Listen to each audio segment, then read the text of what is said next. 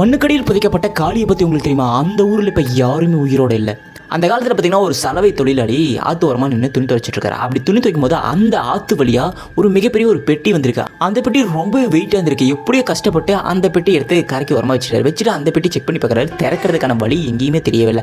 அதுக்காக ஒரு சின்னதாக ஒரு ஓட்டையை போகிறாரு. ஓட்டையை போட்டு உள்ளே பார்த்தா உள்ளே ஒரு காளி சிலை இருந்திருக்கு. அந்த காளி சிலையை சுற்றி ஏகப்பட்ட அந்த மந்திர கயிறுகளும் மஞ்சள் துணிகளும் சுற்றி இருக்க பார்த்து பயந்து போய் ஊர் மக்களை கூப்பிட்றாரு.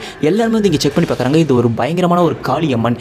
இவங்களை பார்த்தீங்கன்னா ரொம்ப உக்கரமாக இருக்கிறதால பெட்டியில் போட்டு வச்சுக்கோன்னு சொல்லிட்டு அந்த காளியம்மனை பக்கத்தில் இருந்த ஒரு மரத்தடியில் வச்சு தினமும் பூஜை பண்ண ஆரம்பிச்சிருக்காங்க. அப்புறம் காலங்கள் போயிட்டே இருக்குது. அந்த காளியம்மனை கண்டுக்கவே இல்லை. காளியம்மன் பெட்டி மேலேயே புற்று வளர ஆரம்பிக்குது. மிகப்பெரிய ஒரு புற்று வளர ஆரம்பிக்குது.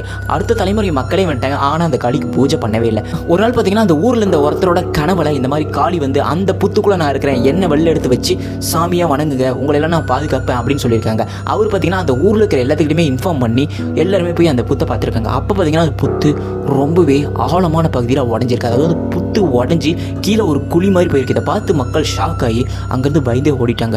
காரணம் பார்த்தீங்கன்னா அந்த காளியோட உக்கரத்தால் அந்த இடத்துல காளி கிடையாது, அங்கிருந்து காளி போயிட்டாங்க. ஆனால் அந்த ஊர் மக்கள் எல்லாம் இந்த இடத்துல காளி உள்ள புதைஞ்சிருக்காங்க. ஸோ உள்ள மண்ணுக்கடியில் போயிட்டாங்கன்னு சொல்லி நம்பப்படுறாங்க. அதுக்காக அந்த ஊரில் பார்த்தீங்கன்னா அந்த காளிக்கு மிகப்பெரிய ஒரு கோயிலை கட்டுறாங்க. அது அங்காளம்மன் கோவில்.